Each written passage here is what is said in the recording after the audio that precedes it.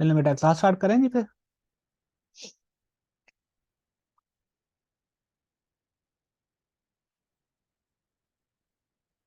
बेटा disposal of asset वाला point हमने पढ़ लिया था, याद है आपको? एक्विजिशन ऑफ एसेट का क्या मतलब है? एक्विजिशन ऑफ एसेट का मतलब है कि कोई एसेट आपने बिजनेस के लिए एक्वायर कर लिया है। वो खरीद लिया है आपने, या किसी ने आपको गिफ्ट दे दिया है, या आप पर्सनल एसेट था बिजनेस में ले आए हैं, वो कोई भी सिचुएशन है। तो एक्विजिशन का ऑफ एसेट का मतलब ये है कि कोई भी एसेट आपने बिजनेस के अंदर यूज करना शुरू कर दिया है, किसी भी तरीके से वो आपके पास आया हो तो ठीक है। अच्छा, अगर आपने एसेट परचेज किया है,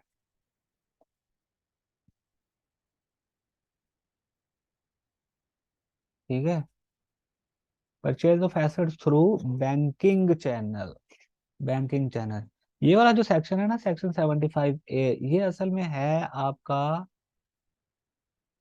कि भाई जब आपने कोई एसेट परचेज करना है, खरीदना है, तो वो एसेट आपने, उसके अगेंस्ट जो आपने पेमेंट करनी है, वो आपने बैंकिंग चैनल के थ्रू करनी है।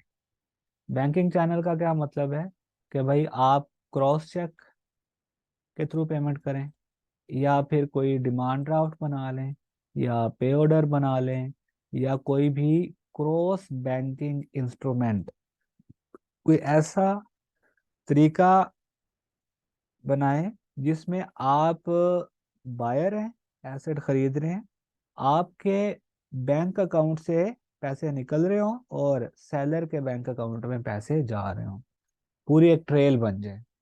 सही है। इसको आप कहते हैं कि भाई आप बैंकिंग चैनल के थ्रू पेमेंट करें,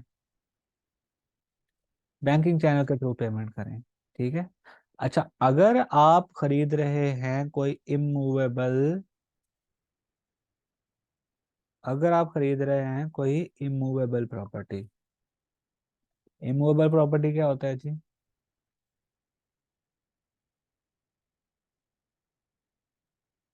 इमूवेबल प्रॉपर्टी क्या है जी? इमूवेबल प्रॉपर्टी यानी कि कोई लैंड है, कोई बिल्डिंग है, उसको आप इमूवेबल प्रॉपर्टी कहते हैं। ठीक हो गया जी। अच्छा, अगर आप इमूवेबल प्रॉपर्टी खरीद रहे हो बिजनेस के लिए, बेटा आपने 5 मिलियन रुपीज से ज्यादा, ऐसी प्रॉपर्टी जिसकी fair market value 5 million rupees से ज्यादा है, वो आपने बैंकिंग चैनल के थ्रू लेनी है। ठीक है, 5 मिलियन से कम अगर है तो वो आप कैश में भी ले सकते हैं।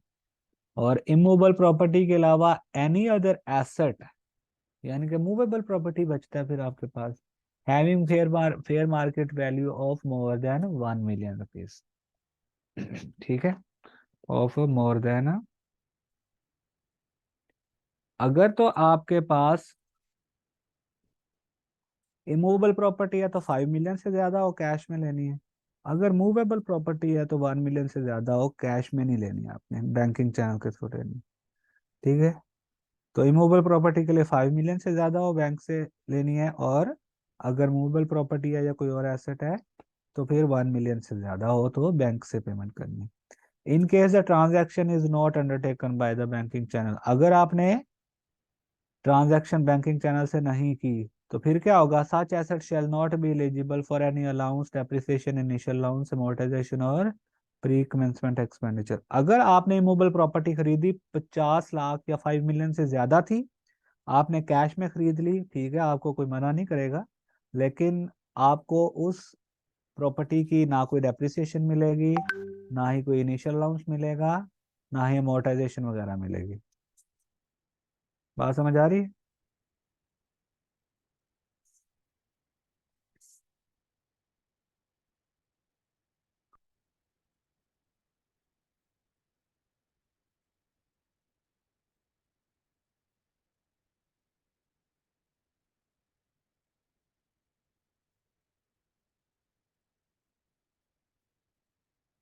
ठीक है। Such amount shall not be treated as cost. ठीक है। जब आप इस एसेट को कंसीडर करेंगे, रिकॉर्ड करेंगे, तो ये अमाउंट ऐसा समझा जाएगा कि जैसे आपने इसके एसेट के लिए ये पे ही नहीं की, यानी कि वो आपकी कॉस्ट का पार्ट नहीं बनेंगी। ठीक है जी।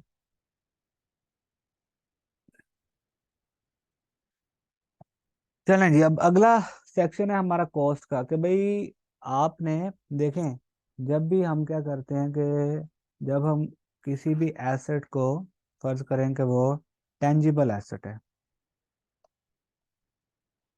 या वो इनटेंजिबल एसेट है।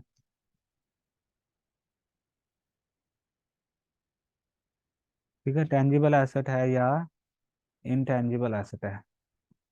तो बेटा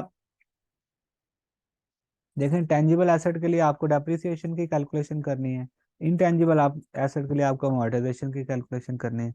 इन दोनों के लिए इन दोनों के लिए आपको क्या चाहिए होता है बेटा? इन दोनों के लिए आपको कॉस्ट चाहिए। ठीक है, कॉस्ट होगी तो ही आप डेप्रिसिएशन या अमोर्टाइजेशन की कैलकुलेशन कर सकते हैं, अदरवाइज आप नहीं कर सकते। तो अब हमें ये सीखना है कि भाई cost of asset cost of asset कैसे कैलकुलेट करनी है। क्योंकि कॉस्ट पता होगा तो हम डेप्रिसिएशन भी कैलकुलेट करेंगे, कॉस्ट पता होगी तो हम अमोर्टाइजेशन भी कैलकुलेट कैलकुलेट कर लेंगे। ठीक है, तो हमें बेटा कॉस्ट को समझना है कि कॉस्ट का क्या मतलब है, कॉस्ट कैसे हमने कैलकुलेट करनी है। चलें भाई, वन बाय वन अब केस डिस्कस करते जाएंगे और कॉस्ट वाला पॉइंट समझते जाएंगे। ठीक है।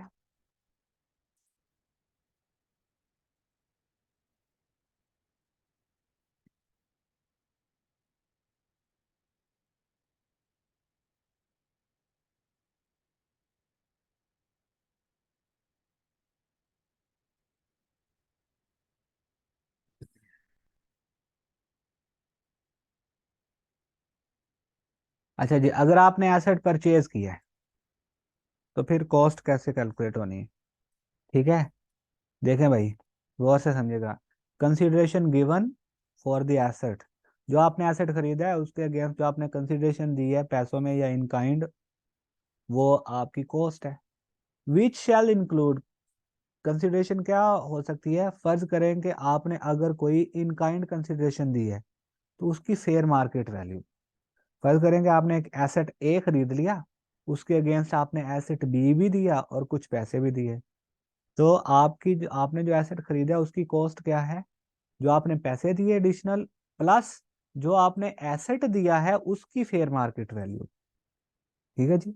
अच्छा, इसके अलावा जब एसेट ले लिया, उसके कुछ डॉक्यूमेंटेशन चार्जेस होंगे, कोई इंसिडेंटल एक्सपेंडिचर्स होंगे। मतलब कि हो सकता है कि कोई मशीनरी खरीदी, उसके लिए आपने कोई जगह तैयार करनी हो नीचे, उसको जो है ना, फर्ज करें कोई उसको उसके लिए कोई साइट प्रिपेयर करनी हो, कोई इधर उधर के जो है ना कुछ एडिशनल चार्जेस, ताकि वो अब वर्किंग में आ जाए, उसको इंसिडेंटल चार्जेस कहते हैं। ठीक है, वो सारे आपने ऐड कर लेने हैं।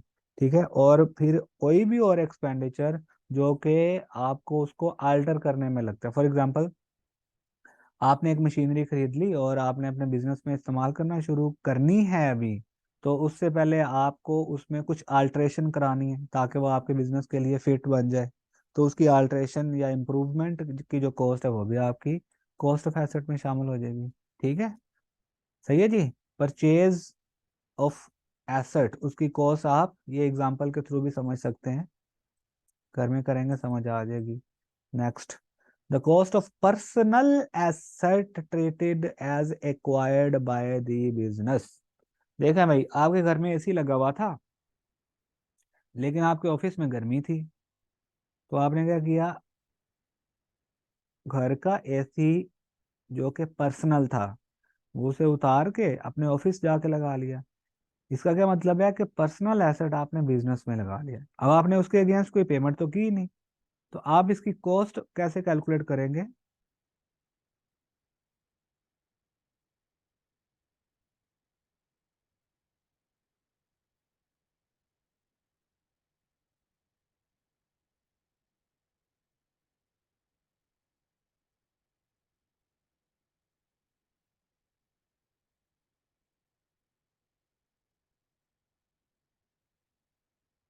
जिस वक्त आपने पर्सनल एसेट बिजनेस में लेके गए हैं, उस वक्त उस एसेट की क्या मार्केट वैल्यू है, वही आपकी कॉस्ट ऑफ एसेट है।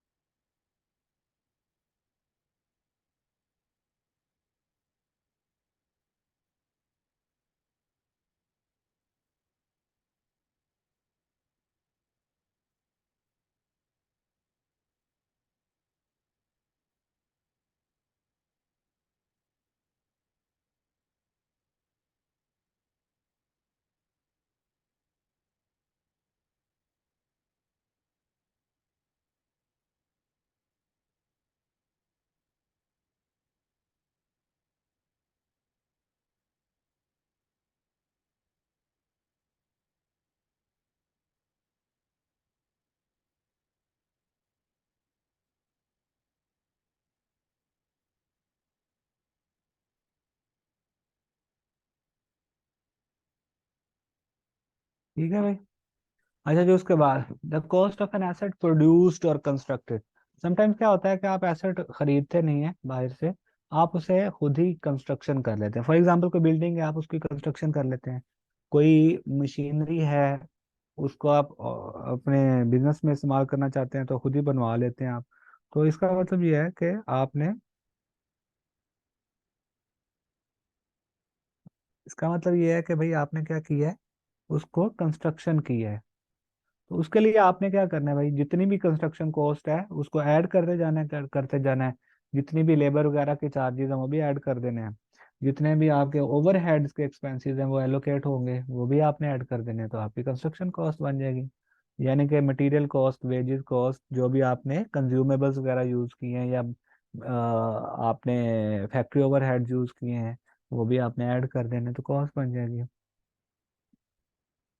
अब अगला फर्ज करें कि आपने एक एसेट लीज पे लिया हुआ था, लेसी ने एसेट लीज पे लिया हुआ था, और जब लीज टर्म खत्म होगी, लीज टर्म जब खत्म हो गई, तो उस वक्त आपने वो एसेट ओन्ड एसेट में कन्वर्ट हो गया, मतलब वो आप उसके मालिक बन गए। ठीक है। अच्छा, जब कोई एसेट लीज पे लेते हैं तो उसमें ना एक बार्गेन परचेज ऑप्शन होता है। बार्गेन परचेज प्राइस या रेजिडुअल वैल्यू, उसमें लिखा होता है कि भाई फर्ज करें कि आपने एसेट लीज पे ले लिया है, और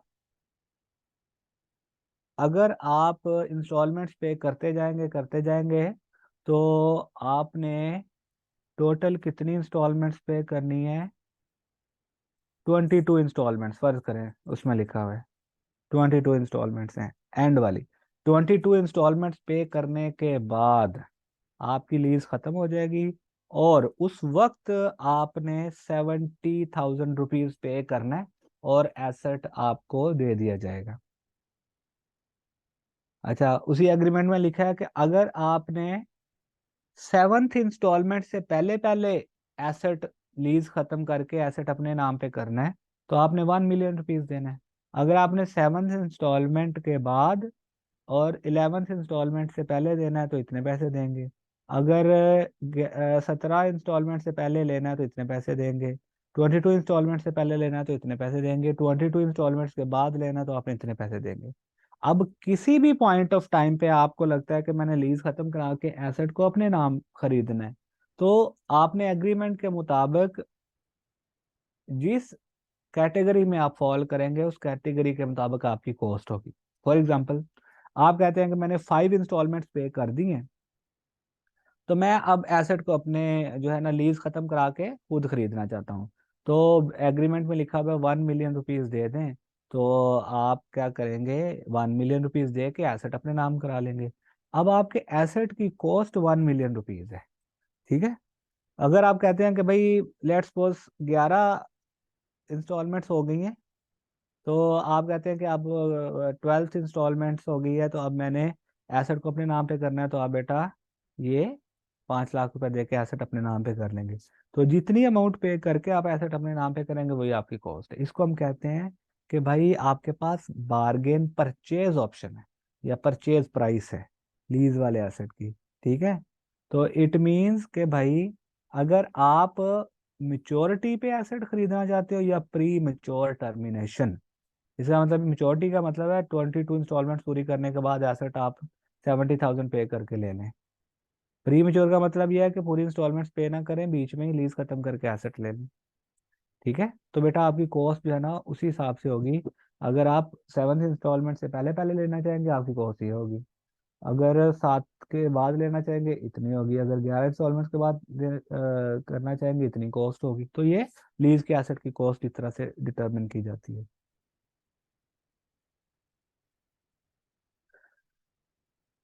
ठीक है जी, समझ आई।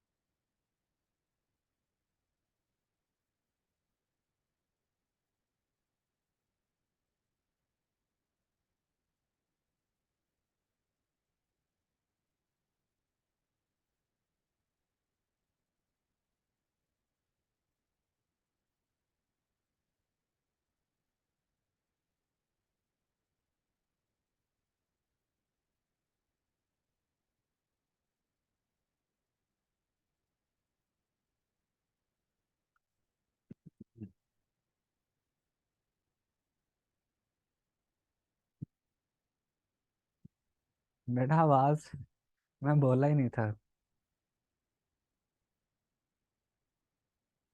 चलें भाई। अच्छा, समटाइम्स क्या होता है कि आप ना एसेट खरीद लेते हो, लेकिन आप लोन लेके खरीदते हो। कर्जा लिया और एसेट खरीद लिया। ठीक है। अच्छा, अब उसमें प्रॉब्लम वहां बन जाती है ज्यादा, अगर आपने जो लोन लिया है वो लोन किसी फॉरेन करेंसी में लिया, फर्ज करें डॉलर्स में लोन लिया है।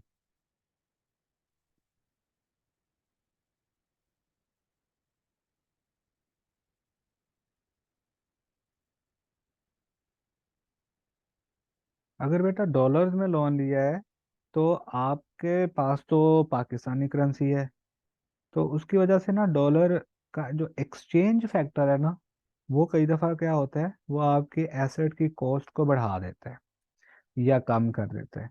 फर्ज करें कि आपने लोन लिया डॉलर्स में और आपने एसेट खरीद लिया। अब जब आपने पेमेंट करनी है वापस, तो आपने डॉलर्स ही वापस करने हैं। वो डॉलर आप मार्केट से खरीद के देंगे। जब खरीदने जाएंगे तो हो सकता है कि जिस वक्त आपने लोन लिया था उस वक्त आपको जो है ना वो डॉलर की कुछ और रेट था, एक्सचेंज रेट। जब आपने पैसे वापस करने उस वक्त एक्सचेंज रेट डिफरेंट हो। तो ये जो एक्सचेंज रेट का डिफरेंस है ये आपके एसेट की कॉस्ट को या तो बढ़ा देता है या फिर कम कर देता है। ठीक है, समझ आई बेटा? अच्छा, फिर इस तरह से क्या होता है कि जैसे पाकिस्तान की इकोनॉमी है जिसमें एक्सचेंज रेट के, डॉलर का रेट बढ़ने के चांसेस ज्यादा होते हैं, कम होने के चांसेस कम होते हैं। तो जब आपने फ्यूचर में डॉलर वापस करने हैं या फॉरेन करेंसी वापस करनी है, तो आपके रिस्क है कि भाई इसका रेट बढ़ जाएगा तो मुझे ज्यादा पाकिस्तानी रुपीस देने पड़ेंगे और मेरी कॉस्ट बढ़ जाएगी। फिर आप क्या करते हैं कि उसके अगेंस्ट आप हैजिंग करा लेते हैं। हैजिंग मतलब कि आप क्या करते हैं, ये जो एक्सचेंज रेट बढ़ने की वजह से फ्यूचर में आपको लॉस होने का जो रिस्क होता है, उसके लिए आप कोई काउंटर एग्रीमेंट किसी से कर लेते हैं। तो इससे ये होता है कि अगर डॉलर का रेट बढ़ जाएगा तो उससे आपके एसेट की कॉस्ट बढ़ जाती है, लेकिन ये जो आपने काउंटर एग्रीमेंट किया हुआ है हैजिंग की सूरत में, वो आपके डॉलर की जो कॉस्ट है ना उसको जो है ना वो कम रखता है, जिसकी वजह से आपके एसेट की कॉस्ट जो है वो ज्यादा नहीं बढ़ती। सही है। तो बेटा फॉरेन करेंसी लोन, आपने फर्ज करें डॉलर्स में लोन लिया और आपने कहा कि भाई मैं अब इसको, एसेट है मेरे बिजनेस का। ठीक है। अब जब आपने पैसे वापस करने हैं, डॉलर वापस करने हैं, तो फ्यूचर में आप खरीद के देंगे। जब खरीद के डॉलर वापस देंगे तो हो सकता है कि एक्सचेंज रेट की वजह से आपकी कॉस्ट बढ़ जाए, तो आपकी कॉस्ट, आपने एसेट की कॉस्ट बढ़ा देनी है। अगर आपने एसेट खरीदते वक्त आपने हैजिंग करा ली थी, कोई ऐसा एग्रीमेंट किसी और पार्टी के साथ कर लिया था जिसकी वजह से ये जो एसेट की कॉस्ट बढ़ी है एक्सचेंज रेट की वजह से, उसने आपको एक्सचेंज रेट का इंक्रीज होने का इम्पैक्ट आपके ऊपर आने ही नहीं दिया काउंटर एग्रीमेंट ने, हैजिंग के एग्रीमेंट ने, तो बेटा उस वक्त क्या होगा कि आप अपने एसेट की जो कॉस्ट बढ़ाएंगे एक्सचेंज रेट की वजह से, उसमें आप हैजिंग के बेनिफिट का इम्पैक्ट भी लेंगे, यानी कि एक्सचेंज रेट का नेट इफेक्ट लेंगे। ठीक है, बात समझ आई है ये किसी को? क्यों बेटा का किसी को बात समझ आई? फर्ज करें कि आपने पहले $100 जो है ना वो आपने खरीद लोन लिया, और उस वक्त डॉलर था 250 का।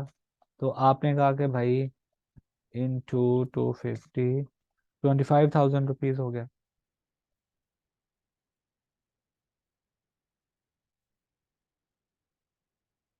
ठीक है।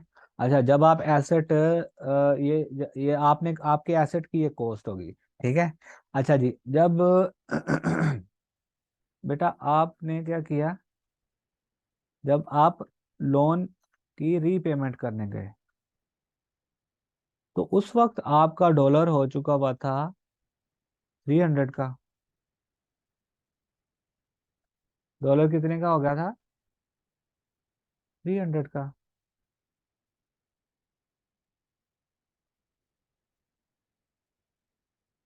ठीक है भाई। 330,000 का। तो आपको लॉस हो गया कितना, 5,000 का। तो बेटा 5,000 आप अपनी कॉस्ट में ऐड कर लेंगे, एसेट की कॉस्ट में ऐड कर लेंगे। समझ आई बात की। अच्छा, अगर आपने हैजिंग एग्रीमेंट किया हुआ है, हैजिंग एग्रीमेंट किया हुआ है, तो वो क्या होता है, वो ये होता है कि अगर डॉलर का रेट बढ़ जाता है तो हैजिंग आपके इस लॉस को कम कर देता है, बिल्कुल काउंटर चलता है। फर्ज करें कि हैजिंग ने आपका जो ये लॉस है वो 4,000 रुपीज से काउंटर किया है। उसमें कुछ कॉम्प्लिकेशंस भी होती हैं, कॉम्प्लेक्सिटीज भी होती हैं, वो समझने की जरूरत नहीं है। ठीक है। तो आप क्या करेंगे, आपने जो एसेट की कॉस्ट बढ़ानी है उसमें 5,000 एक्सचेंज का लॉस आपने ऐड करना है। ठीक है। इसको हम कहेंगे एक्सचेंज लॉस, और इसको क्या कहेंगे हम, हैजिंग गेन। तो बेटा आपने जो इफेक्ट लेना है नेट, वो आपने इस तरह से लेना है। ठीक है। आपने अपने एसेट में जो कॉस्ट ऐड करनी है वो ये 1,000 नेट, नेट नेट इम्पैक्ट आपने ऐड करना है। तो बेटा नेट इम्पैक्ट कैसे ऐड करेंगे, आपके एसेट की कॉस्ट कितनी है, 25,000, और नेट इम्पैक्ट ये 1,000, 26,000 बन जाएगी। ठीक है भाई।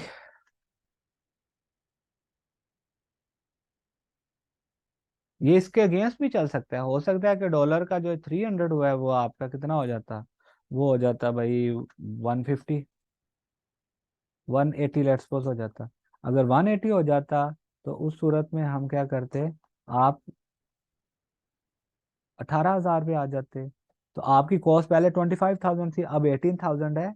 तो फिर आप क्या करते, आप एक काम करते, आप ये करते कि भाई इसका आपको जो बेनिफिट हुआ आप यहाँ से कॉस्ट में से माइनस करते। और उस जब आपका एक्सचेंज का गेन हो जाए, एक्सचेंज का बेटा गेन हो जाए अगर आपको, तो हैजिंग में फिर लॉस होता है। फर्ज करेंगे हैजिंग में लॉस आपको 5,000 का हुआ है, तो नेट इफेक्ट जितना भी है आपने वो ऐड करना, 25,000 से फिर 23,000 कॉस्ट ऐड करनी। बेटा हैजिंग एग्रीमेंट का कॉन्सेप्ट सिर्फ आप इतना ही समझें कि आपका जो एक्सचेंज गेन लॉस होता है उसके बिल्कुल अगेंस्ट ये एक्ट करता है हैजिंग एग्रीमेंट। ठीक है। इससे ज्यादा टैक्स के पेपर में समझने की जरूरत नहीं है। आगे चल के आप बीएफडी का पेपर पढ़ेंगे, बिजनेस फाइनेंस डिसीजन, तो उसमें पता चल जाएगा, रिपोर्टिंग का पेपर पढ़ेंगे, इसमें आपने ये कॉन्सेप्ट्स पढ़ने हैं। ठीक है। यहाँ आपने ये लेना है कि भाई हमने नेट इफेक्ट कॉस्ट में उसका ऐड करना है। समझ आ गई बात की। चलें, अब उसके बाद नेक्स्ट चलते हैं।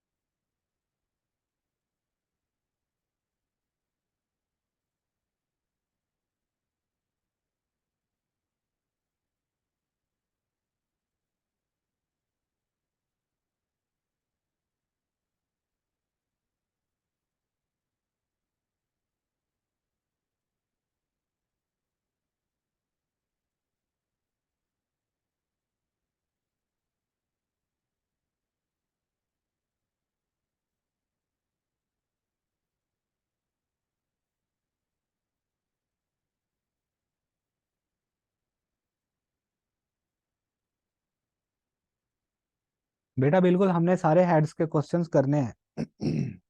बेटा हेड्स के हमने क्वेश्चंस करने हैं, अभी छोटी छोटी एग्जांपल्स आप साथ साथ करें जो मैं आपको बता रहा हूँ।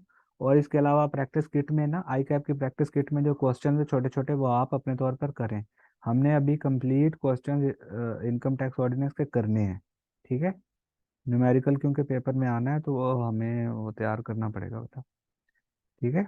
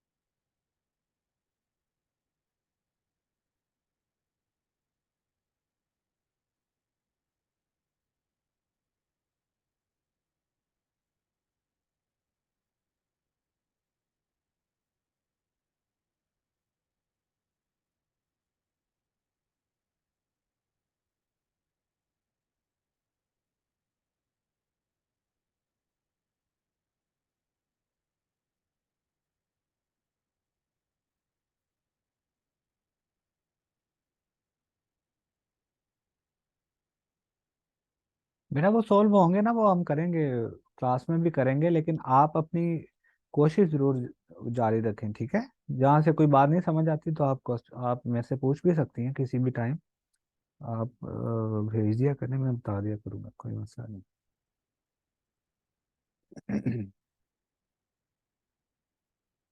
अच्छा जी।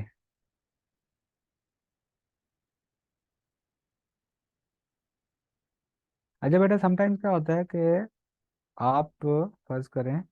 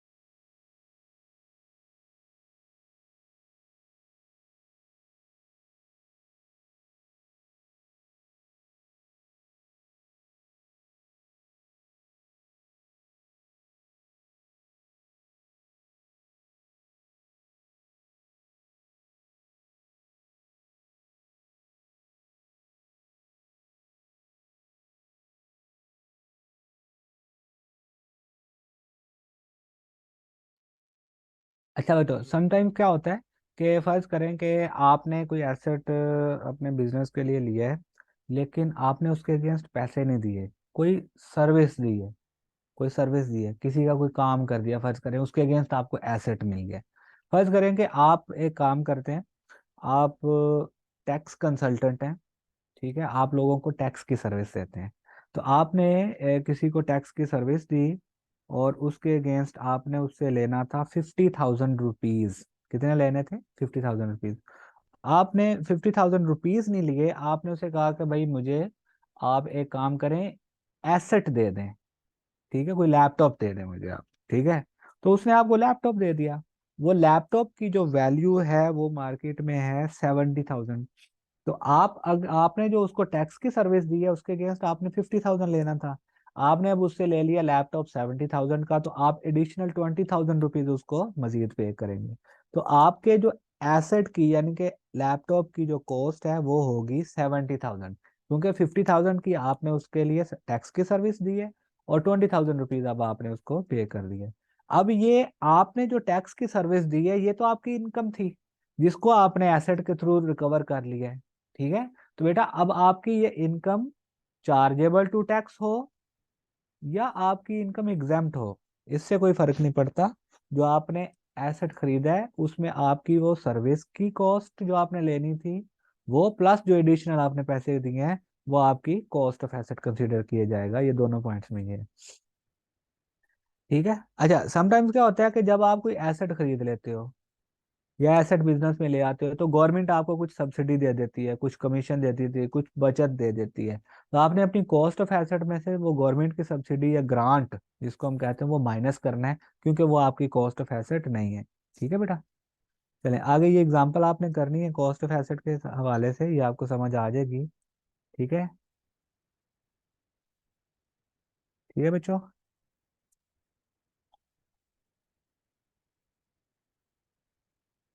अच्छा जी, अगला हमारा पॉइंट है कंसिडरेशन रिसीव्ड। भाई कंसिडरेशन रिसीव्ड क्या होता है? जब आप एसेट को डिस्पोज ऑफ करेंगे या सेल करेंगे, तो उस वक्त आपने कंसिडरेशन रिसीव्ड जो है ना वो कैलकुलेट करनी है, या जो आपको पैसे मिलते हैं, जो कंसिडरेशन मिलती है। ये क्यों जरूरी है? क्योंकि आपने टैक्स का गेन या लॉस कैलकुलेट करना है, उसके लिए जरूरी है कि आपके पास कंसिडरेशन रिसीव्ड हो। कंसिडरेशन रिसीव्ड आपके पास होगी तभी तो आप गेन या लॉस कैलकुलेट कर सकते हैं, वरना आप नहीं कर सकते। मुझे बात समझ आ गई है?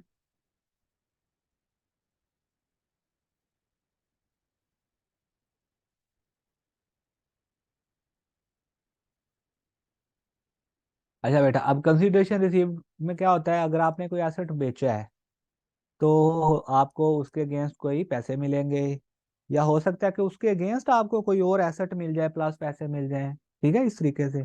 तो आपने कंसिडरेशन रिसीव्ड कैसे कैलकुलेट करनी है? कंसिडरेशन रिसीव्ड शैल बी, क्या जी, amount received by the person for the asset, ठीक है, आपने जो कैश रिसीव किया, और द फेयर मार्केट वैल्यू, या आपने जो भी चीज रिसीव की है एसेट डिस्पोज ऑफ करने के बाद उसकी fair market value, whichever is higher, ठीक है। जो आपने कैश रिसीव किया है या उसके, या जो एसेट आपने दिया है उसकी फेयर मार्केट वैल्यू देखें। आपने कैश रिसीव किया 500 रुपये, आपने जो एसेट दिया था वो 800 का था, तो इन दोनों का हायर आपने लेना है, ठीक है। आपने 500 रुपीज लिया लेकिन एसेट था 800 का, तो आपने कंसिडरेशन रिसीव लेनी है 800 plus fair market value of any consideration received in kind eight the time of disposal. अगर आपने कोई एसेट इन काइंड लिया कंसिडरेशन के तौर पर, तो उसकी फेयर मार्केट वैल्यू भी आपने ऐड करनी है, ठीक है बेटा। सही है। अच्छा, उसके बाद इसी तरीके से अगर कोई एसेट लॉस हो गया, डिस्ट्रॉय हो गया, गुम गया, ठीक है, जिसके अगेंस्ट आपको किसी ने कोई कंपनसेशन दी, फर्ज करें कि आपकी जो है वो गाड़ी थी, किसी ने उसका नुकसान कर दिया, लेकिन उसने आपको उसके बदले में कुछ पैसे दे दिए, तो जो आपको पैसे मिले हैं वो आपकी कंसिडरेशन रिसीव्ड है। इसी तरीके से आपकी गाड़ी थी, उसको नुकसान हो गया, ठीक है, तो वो अब यूज नहीं हो सकती, तो इंश्योरेंस वालों ने आपको इंश्योरेंस पे कर दी।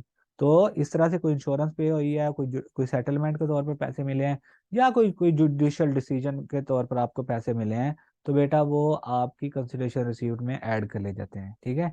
The consideration received for an asset treated as disposed of when applied to the personal use, जब आप किसी एसेट को पर्सनल यूज में आप ले लेते हैं, ठीक है, जब किसी एसेट को आप पर्सनल यूज में ले आते हैं तो आपने एसेट डिस्पोज ऑफ कर दिया, वो क्या होती है उस वक्त fair market value of the asset determined eight the time, वो आपकी कंसिडरेशन रिसीव्ड होती है। ठीक है बेटा, ये एग्जांपल्स आप समझेंगे, ऊपर जो हमने पॉइंट पढ़े हैं ना, ये एग्जांपल्स उसी उन्हीं को एक्सप्लेन कर रही है, तो आपको ये समझ आ जानी चाहिए। फिर इस तरीके से फर्ज करें कि एक एसेट था लीज पे, हमने ऊपर पढ़ा था कि एसेट अगर आप लीज पे लेंगे तो भाई आप बार्गेन परचेज ऑप्शन के तहत जितनी अमाउंट पे करेंगे वो आपकी कॉस्ट ऑफ एसेट हो जाएगी। तो बेटा इस ऑप्शन के तहत जब आप बार्गेन परचेज एक्सरसाइज करेंगे, बैंक को पेमेंट कर देंगे तो बैंक एसेट आपके नाम पे ट्रांसफर कर देगा। लेकिन आप ये देखें कि आपने तो एसेट एक्वायर कर लिया उस कॉस्ट पे, लेकिन बैंक का तो एसेट डिस्पोज ऑफ हो गया। तो बैंक ने किस कंसिडरेशन रिसीव्ड कौन सी लेके डिस्पोज ऑफ किया, जितनी आपकी कॉस्ट है जो बार्गेन परचेज ऑप्शन में आपने की है, इतनी ही अमाउंट जो है वो बैंक की क्या है, कंसिडरेशन रिसीव्ड है। समझ रहे हैं बात को? ठीक है। अच्छा, इसके बाद where two or more assets are disposed of by the person in single transaction, आपने कोई दो एसेट थे वो इकट्ठे बेच दिए। ठीक है, फर्ज करें कि दो एसेट थे, आपने वो इकट्ठे सेल कर दिए। ठीक है बेटा, ये आपका दो एसेट्स थे, asset A and asset B, ये आपने सेल कर दिए, इकट्ठे सेल कर दिए। अब आपने कितने का एक एसेट बेचा, कितने का दूसरा बेचा, वो आपको नहीं पता। तो आप क्या करेंगे, the consideration received for each asset is not specified, आपको नहीं पता, the total consideration received by the person shall be apportioned among the assets disposed of in proportion to their respective fair market values determined at the time of the transaction। देखे भाई, फर्ज करें ये asset ए था, इसकी WDV थी at the time of sale, इसकी WDV थी 500, इसकी WDV थी 800। ठीक है, कब की थी WDV at the time of,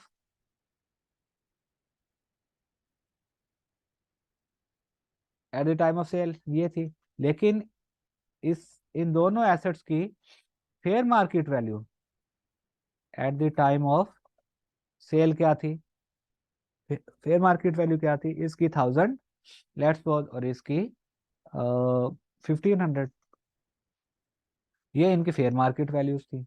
अब आपने एसेट, ये दोनों एसेट्स आपने इकट्ठे सेल कर दिए हैं, कंसिडरेशन रिसीव्ड आपने ली है जी,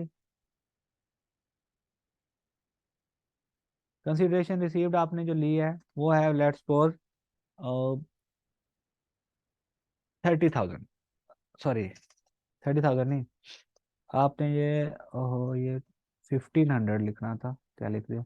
आपने जो कंसिडरेशन रिसीव ली है वो ली है आपने बेटा, फर्ज करें 2200 रुपीज।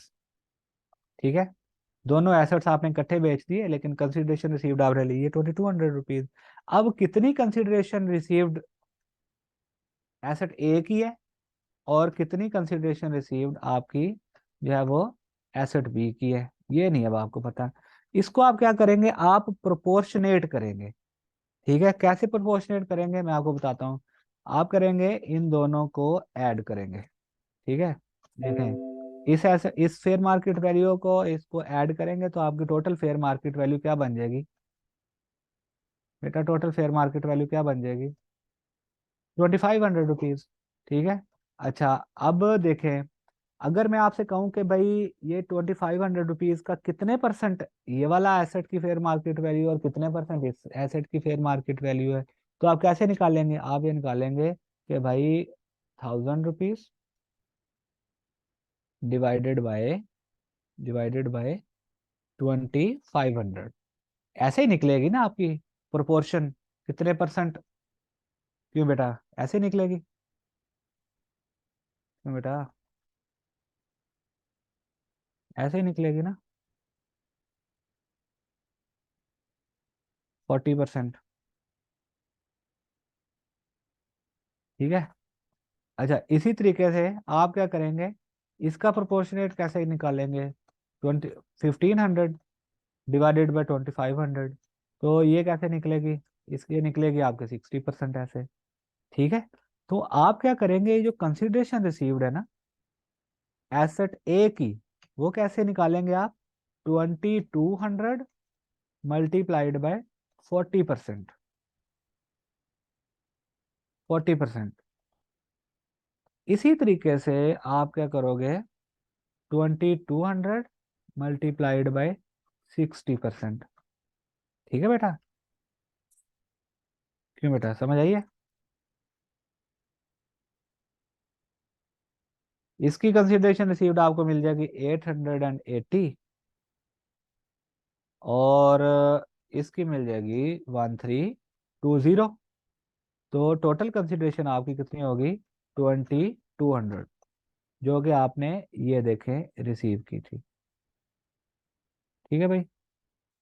इस तरीके से आपने उसको कैलकुलेट कर लिया। ठीक है?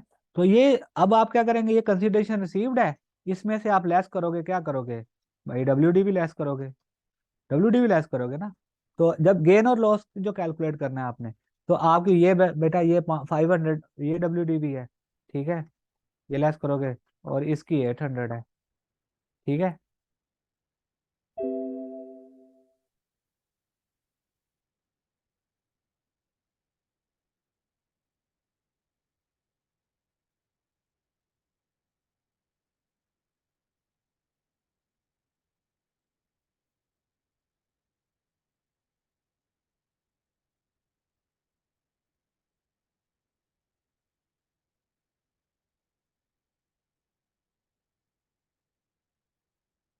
जब आप डब्ल्यू माइनस कर देंगे, तो आप ये देखेंगे डब्ल्यू तो आपकी आ रही हैं 1300। ठीक है? यहाँ भी आपकी 1300 आ रही है। तो बेटा अब आपने गेन या लॉस ऑन डिस्पोजल निकालना है। गेन और लॉस ऑन डिस्पोजल कैसे निकालेंगे? Consideration received minus, minus what? Consideration received minus W. इसी तरीके से इसका भी निकालेंगे। तो आपका क्या आ जाएगा? 900 रुपीज। देखें, इन दोनों को मिला के 900 रुपीज का आपका क्या आ गया? टोटल गेन ऑन डिस्पोजल आ गया। ठीक है? तो एसेट ए का गेन ऑन डिस्पोजल आपका 380 है, और एसेट बी का गेन ऑन डिस्पोजल 520 है। क्यों जी, बात समझ आ गई? क्यों बच्चों, बात समझ आ गई है?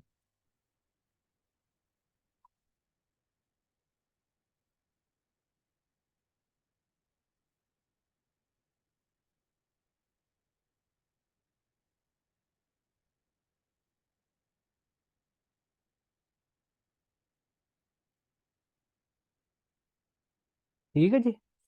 चलें। तो ले बेटा, ये आपका एस ये हो गया जी आपका चैप्टर खत्म। ठीक है? बेटा डब्ल्यू लेस करेंगे जब आपने गेन या लॉस ऑन डिस्पोजल कैलकुलेट करना होता है। तो मेरा बेटा, आप कंसिडरेशन रिसीव्ड माइनस डब्ल्यू करते हो। ठीक है? इसलिए याद नहीं है, पिछले लेक्चर्स मिस हो गए, आप तैयार नहीं करते ना रोज घर बैठ के। मैं आपको कहता भी हूँ कि रोज घर बैठ के पढ़ा करें।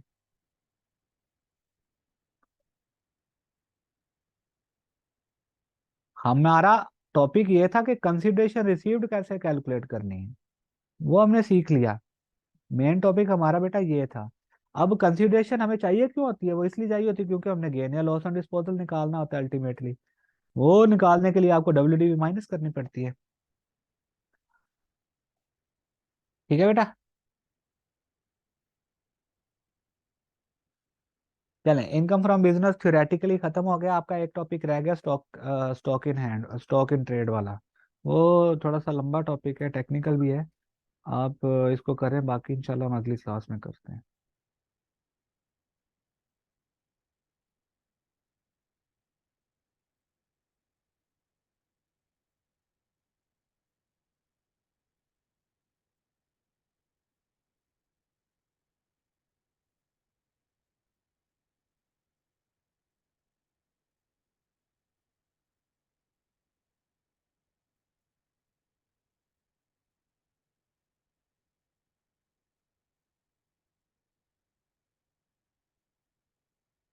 ठीक है बेटा, कोई क्वेश्चन है तो पूछ लें। जी जी, आ जाते हैं बाकी नेक्स्ट।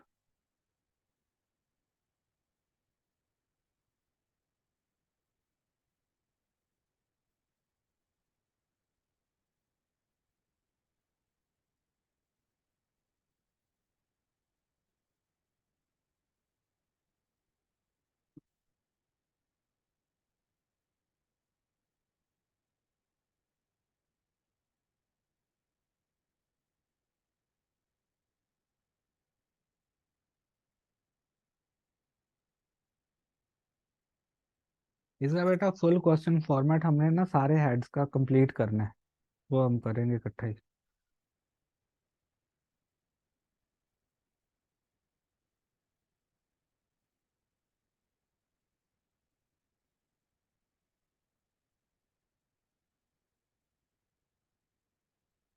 आई कैप की बुक जो है ना, प्रैक्टिस किट, वो टैक्स के पास पेपर्स हैं। अगर आप इसके अलावा कोई और बुक पढ़ रहे हैं तो हर बुक में अवेलेबल होते हैं बेटा।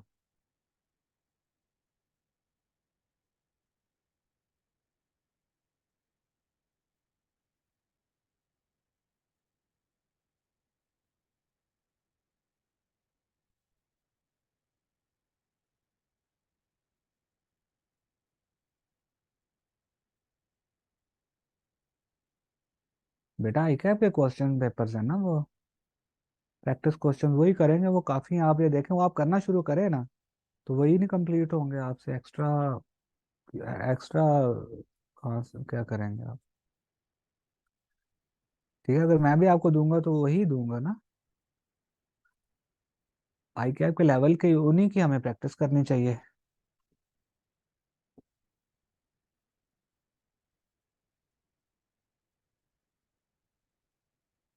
जी बेटा, मुझे पता है क्लास 2 आवर्स की है, लेकिन अभी अगला अगला टॉपिक नहीं ना हम शुरू कर सकते अभी। समझ रहे हैं बात को? अगला टॉपिक नहीं शुरू कर सकते ना। कैपिटल गेन मुझे बताएं, आप लोगों ने पढ़ लिया?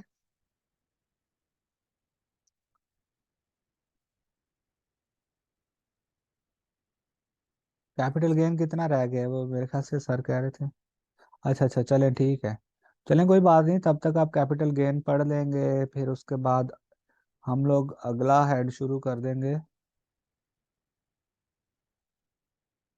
Income from other sources. तो हमारे हेड्स खत्म हो जाएंगे फिर। ठीक है। हाँ हाँ, वो बेटा स्टॉक इन ट्रेड वाला टॉपिक इस टाइम में नहीं होना, वो टेक्निकल है, वो फुल एनर्जी के साथ पढ़ने वाला टॉपिक है, मुझे पता है। और ये आप कैपिटल गेन वाला जो टॉपिक चैप्टर है, जब खत्म करेंगे तो सैलरी में एक टॉपिक हमारा रहता है, एम्प्लॉय शेयर स्कीम, वो भी करना है।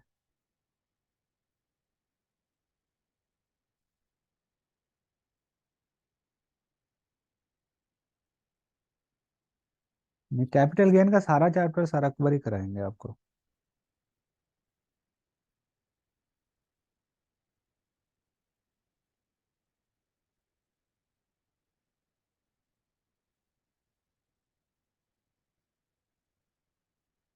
बेटा सिलेबस आपका टाइम पे खत्म हो जाएगा, अभी 1.5 महीना पड़ा हुआ है।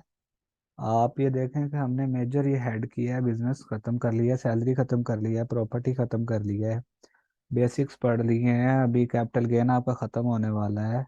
फिर ये अदर सोर्सेज तो आपका 1 या 2 लेक्चर्स का ये ख़त्म हो जाएगा। अब छोटे छोटे हेड्स हैं आपके, तो ये हम इंशाल्लाह टाइम पे ख़त्म कर लेंगे। आप बस अब तैयारी करना शुरू कर दें उसकी, पेपर की, अच्छे तरीके से। ठीक है।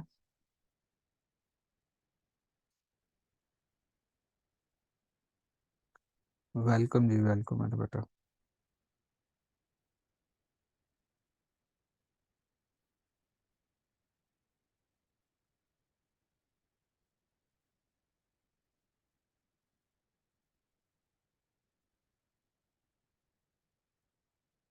ओके जी, अल्लाह हाफिज़।